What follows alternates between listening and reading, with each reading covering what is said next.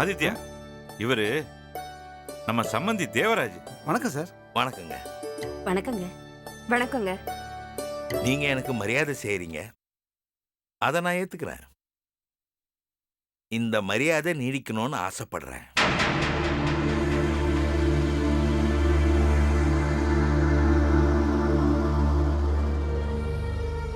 என்ன சம்பந்தி நீங்க காசு பணத்தை ரொம்ப சுலபமா சம்பாதிக்கலாம். நல்ல பேரை சம்பாதிக்கிறது பணத்தை சம்பாதிக்கிறத விட ரொம்ப கஷ்டம். அப்படி ஒரு மரியாதை உங்களுக்கு ஊர்ல இருக்கு.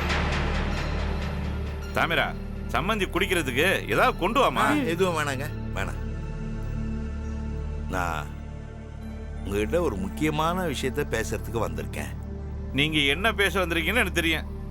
கல்யாண தேதி நெருங்கிட்டு இருக்கு. அடுத்த வாரம் கல்யாணம். பெண் வீட்டு சார்பா நான் என்ன செய்யணும்னு கேட்டு போலான்னு வந்திருப்பீங்க. மாமா, நீங்க சரியா சொன்னீங்க. ஆதித்யா, பொண்ணை பார்க்கும்போதே எல்லாம் பேசியாச்சு. என்கிட்ட இருக்க சொத்து என் மகனுக்கு, சம்பந்திக்கிட்டு இருக்க சொத்து அவங்க பொண்ணுக்கு. தாமிரா, சம்பந்தி குடிக்க தண்ணியாவது கொண்டாந்து கொடுமா. சரிண்ணா. அப்புறம் சம்பந்தி.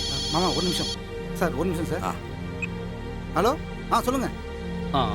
நான் வரேங்க.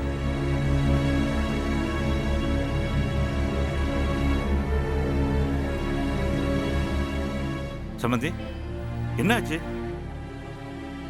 உங்க முகம் ரொம்ப வாட்டமா இருக்கு.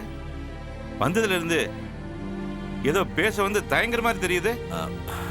அது அது இந்தாங்கண்ணா தண்ணி. கொண்டாமா, இந்தாங்க, முதல்ல தண்ணியை குடிங்க.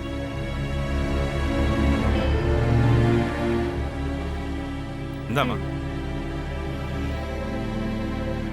நீங்க வீட்டுக்குள்ள வரும்போதே வாங்க சம்பந்தின்னு நான் கூப்பிட்டேன். வாங்கன்னு கூப்பிட்டாலே போதும்னு நீங்க சொன்னீங்க. அப்பவே என் மனசுல ஏதோ பட்டுச்சு.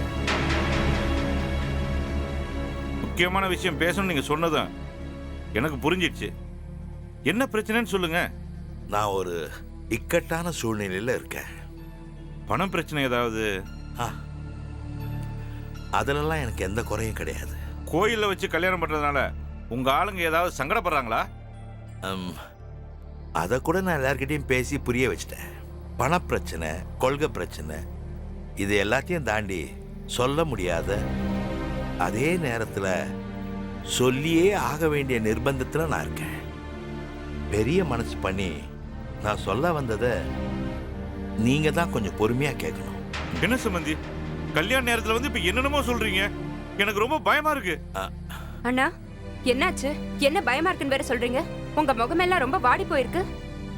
என்ன மாமா, என்ன சொல்றாரு? அட கேக்குறேன் மாமா, என்னாச்சு சொல்லுங்க. மாமா, நான் நினைக்கிறேன் ஒத்த பொண்ணுன்றதால செல்லமா வளர்த்துருப்பாரு. கல்யாணத்துக்கு பிறகு பொண்ணு பிரிய மனசு இல்லாம மாப்பிளைய வீட்டோட வச்சுக்கிறான்னு பேச வந்திருக்காருன்னு நினைக்கிறேன். அதான் தயக்கமும் கலக்கமுமா நிக்கிறாரு. என்னங்க நான் சொல்றது? எதுவா இருந்தாலும் நீங்க சொன்னதானே தெரியும். பத்திரிக்கை கொடுக்கற வேலை நிறைய இருக்கு, பம்பரமா சுத்தணும். ஆனா நீங்க நிக்கிற நிலைமைய பார்த்தா எனக்கு ஒண்ணுமே புரியல. எதுவா இருந்தாலும் உடைச்சு பேசுங்க, அதான் நமக்கு நல்லது. எல்லாருக்கும் பத்திரிக்கை கொடுக்க ஆரம்பிச்சிட்டீங்களா? அதான் பாக்குறீங்கல்ல, அதெல்லாம் நாங்க கொடுத்து முடிச்சிருவோம். ஊர் ஊரா பத்திரிக்கை கொடுக்க எல்லா ஏற்பாடையும் நாங்க பண்ணிட்டோம். பத்திரிக்கையை யாருக்கும் கொடுக்க வேண்டாம்.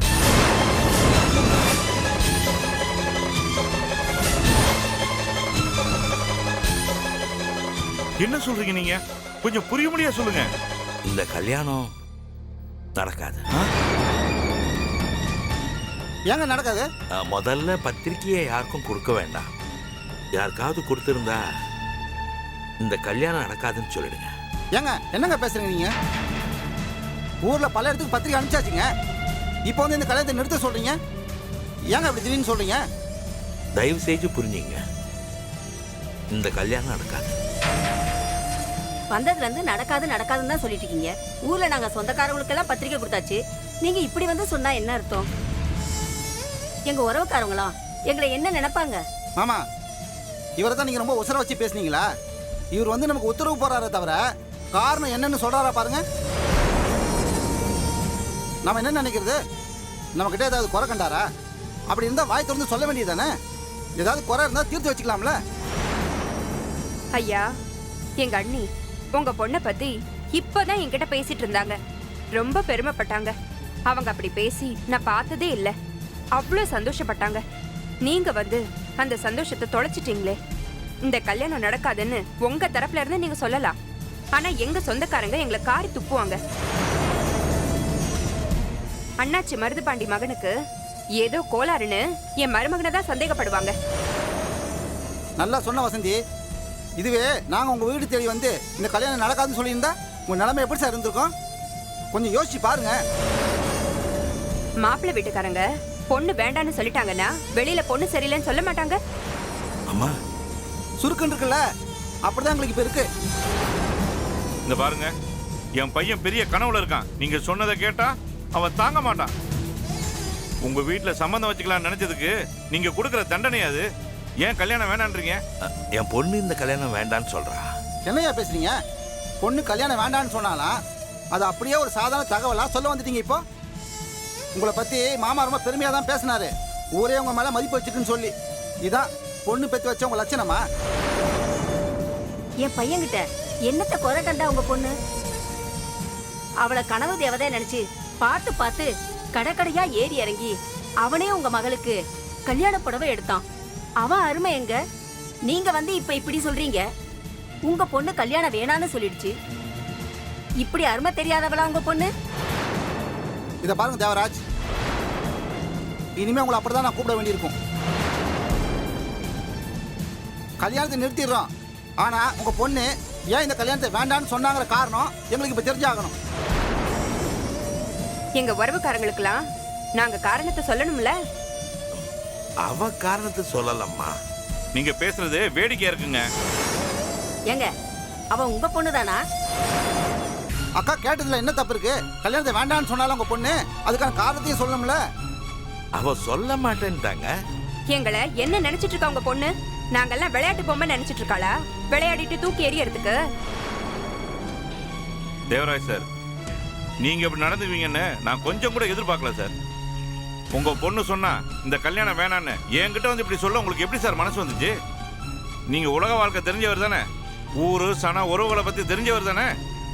என்னை பத்தி அவங்க என்ன பேசுவாங்க? நாளைக்கு நான் எப்படி வெளியில தலை காட்ட முடியும்? 4 பேர் கேட்கிற கேள்விக்கு நான் என்ன பதில் சொல்ல முடியும்? என்னமாமா நீங்க இவட்ட நியாயத்தை கேட்டுட்டு இருக்கீங்க? இவரோட மரியாதை என்னன்னு தெரிஞ்சு போச்சு இல்ல? அவரோட பொண்ணு ஏன் இந்த கல்யாணத்தை வேண்டான்னு சொன்னாங்கிற காரணத்தை தெரிஞ்சுக்காம நான் விட போறது இல்ல. மாமா,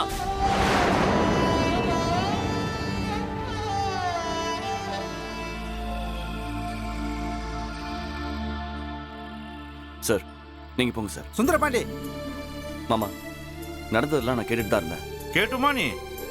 அப்பா, கோவப்பட நமக்கு உரிமை இருக்கு. ஆனா அவரை காயப்படுத்த கூடாதுல்ல. பொண்ணே என்ன காரணம்னு சொல்லாதப்போ அவர் என்னப்பா பண்ணுவாரு?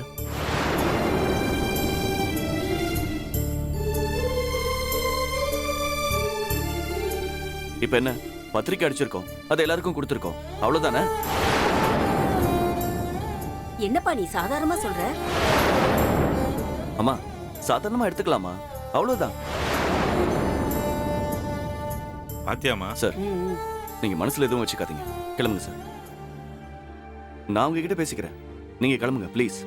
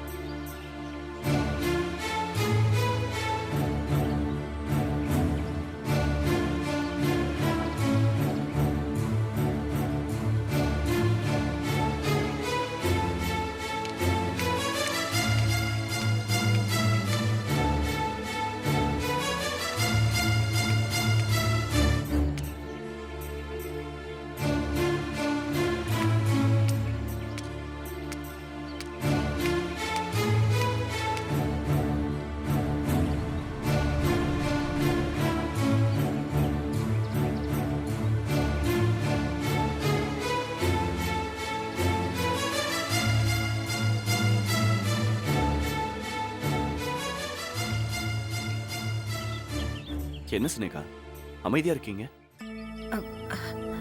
அது அது வந்து நான் எப்பவும் போலதான் இருக்கேன்.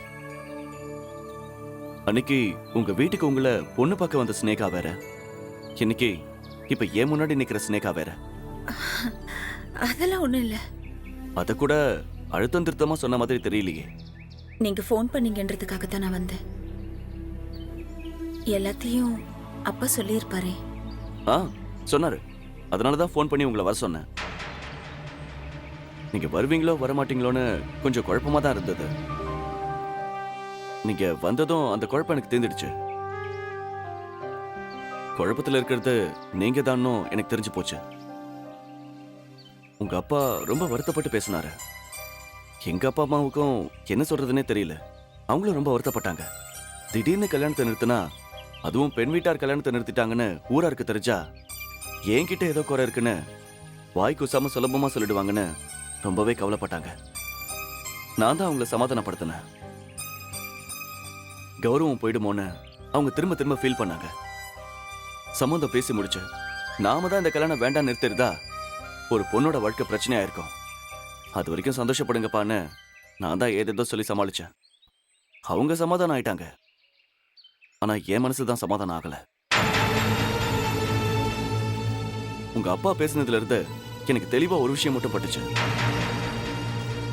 மாப்பிள்ளைய பிடிக்கல, அவரை பத்தி தப்பா சொல்றாங்க, அப்படி இப்படின்னு நீங்க எதுவும் என்னை பத்தி எந்த ஒரு குறையும் உங்க அப்பா கிட்ட சொன்னதா அவர் சொல்லல.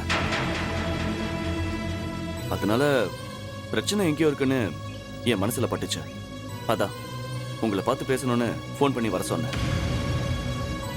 உங்களை பார்த்து பேச போறேன்னு அப்பா அம்மா கிட்ட கூட சொல்லல. நானா தான் நினைச்சேன். அதுவும் உங்களுக்காக தான். எனக்காகவா? ஆமாங்க. கோயம்பேடு மார்க்கெட்ல காய்கறி விற்கிறவனா இருந்தாலும் எனக்கும் கொஞ்சம் சைக்காலஜி தெரியும். பிசினஸ்க்கு அதுவும் தேவைதான். திடீர்னு ஏதோ நிர்பந்தம், தனிப்பட்ட முறையிலையோ இல்ல உங்க குடும்பத்துக்கோ ஏதோ ஒரு பிரச்சனை நடந்திருக்கணும். அதான் நீங்க இப்படி ஒரு முடிவெடுக்க காரணமா இருக்கும்னு அப்படின்னு ஜஸ்ட் எனக்கு தோணுச்சு, அவ்வளவுதான். எதுவா இருந்தாலும் என்கிட்ட சொல்லுங்க. என்னால சால்வ் பண்ண முடியும்னா நான் கண்டிப்பா சால்வ் பண்ணி வைப்பேன். உங்க நல்ல மனசுக்கு ரொம்ப நன்றி. கல்யாணமே வேண்டான்னு பேசி ஒரு முடிவுக்கு வந்ததுக்கு அப்புறம் இனி எதுக்கு மத்ததெல்லாம் பேசிக்கிட்டு? வீட்ல அப்பா அம்மா தேடுவாங்க. நீங்க ஃபோன் பண்ணதுனால உங்களை நேர்ல பார்த்து சாரி சொல்லலான்னு வந்தேன். நான் வரேன். ஒரு நிமிஷம் சினேகா. இந்த சாரி எல்லாம் நீங்க போன்லயே சொல்லிருக்கலாம்ல. இவ்வளவு தூரம் நீங்க வர வேண்டிய அவசியம் இருந்திருக்காதே. நீங்க நேர்ல வந்திருக்கீங்கன்னா ஏதோ சொல்ல வந்திருக்கீங்க. ஆனா சொல்ல வேண்டாம் இப்ப நினைக்கிறீங்க. உங்க மனசுல இருக்கிறத யார்கிட்ட சொல்றதுன்னு தெரியாம நீங்க தவிச்சிருக்கலாம். இல்ல யாராவது உங்களுக்கு உதவி செய்ய மாட்டாங்களான்னு கூட நீங்க நினைச்சிருக்கலாம். உங்களை பொண்ணு பார்க்க வந்த மாப்பிள்ளையா கூட நினைக்காம ஒரு நல்ல ஃப்ரெண்டா நினைச்சு உங்க பிரச்சனை என்னன்னு என்கிட்ட சொல்லாமே. உங்க வீட்லயும் சரி எங்க வீட்லயும் சரி இந்த கல்யாணம் நடக்காதுன்னு ஒரு முடிவுக்கு வந்துட்டாங்க. எங்க வீட்ல எனக்கு வேற ஒரு பொண்ணை பார்க்கலாம், குறிச்ச தேதியில கல்யாணம் நடந்தே தீரணும், இது கௌரவ பிரச்சனைன்னு அவங்க அவசரமா செயல்படலாம். நானும் சரின்னு சொல்லலாம், கல்யாணமும் நடந்து முடியலாம். ஆனா உங்க வீட்ல உங்க அப்பா வேற ஒரு மாப்பிள்ளையை பார்த்தா நீங்க என்ன செய்வீங்க? அந்த மாப்பிள்ளையும் வேண்டான்னு சொல்வீங்களா இல்ல மொத்தத்துல கல்யாணமே வேண்டான்னு சொல்வீங்களா? சொல்லுங்க சினேகா. காலம் பூரா கல்யாணமே வேண்டான்னு இருந்துட போறீங்களா? அப்படி ஒரு பொண்ணு சொன்னா அவ யாரையாவது காதலிக்கணும் இல்ல காதலிச்சிருக்கணும். அதுவும் இல்லனா கடவுள் தான் படைப்புல ஏதாவது குறை வச்சிருக்கணும். அதுவும் இல்லனா அது அவங்களா சொன்னாதான் தெரியும்.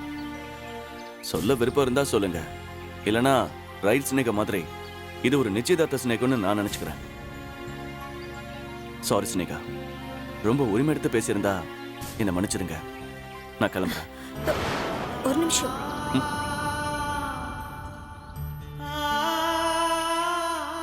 கடவுளே, என்னை காப்பாத்த யாருமே இல்லையான்னு கத்தி இருக்கேன், அழுது புலம்பி இருக்கேன். என் பிரச்சனைய யார்கிட்ட சொல்லுவேன்னு செவத்துல முட்டி மோதி இருக்கேன். ஏன்னா எல்லாத்துக்கும் எல்லாத்துக்கும் காரணம் காதல். நானும் காதலிச்சேன் ஒரு சைக்கோவை. எங்க அப்பா என் கண்ணை திறந்தாரு. அவனை பத்தின எல்லா விவரமும் எனக்கு தெரிய வந்தது. எவ்வளவு பெரிய மோசக்காரனை காதலிச்சிருக்கோன்னு ரொம்ப வேதனைப்பட்டேன். அவனால பாதிக்கப்பட்ட என் அத்தை பொண்ணை அவனுக்கு கல்யாணம் பண்ணி வச்சேன். அவ இப்ப 6 மாசம் கர்ப்பம். அவ இனிமே என் வாழ்க்கையில குறுக்கிட மாட்டான்னு நானும் என் அப்பா அம்மாவும் நிம்மதி பெருமூச்சு விட்ட நேரம்தான் அவனோட சுயரூபம் தெரிஞ்சது. அவளை தாலி கட்டி மனைவியை ஏத்துக்கிட்டாலும் என்ன மறக்க முடியலன்னு என்ன டார்ச்சர் பண்ண ஆரம்பிச்சான். நான் புழுவா துடிச்சேன். வீட்லயும் சொல்ல முடியல. அவன் டார்ச்சர்ல இருந்தும் தப்பிக்க முடியல. அதான் என் அப்பா 10 மாப்பிள்ளைங்களை வேண்டான்னு தட்டி கழிச்சேன். நாளுக்கு நாள் அந்த சைக்கோ என்னையும் அந்த நிலைமைக்கு தள்ளிக்கிட்டே இருந்தா. அழுத, எனக்கு நானே புலம்புனேன். ஒரு கட்டத்துல தைரியத்தை வரவழைச்சு அவனை எதிர்த்து போராடுவோன்னு ஒரு முடிவுக்கு வந்தேன். அந்த நேரம்தான் நீங்க என்ன பொண்ணு பார்க்க வந்தீங்க. நானும் சம்மதம் சொன்னேன். ஆனா அந்த ராஸ்கல்.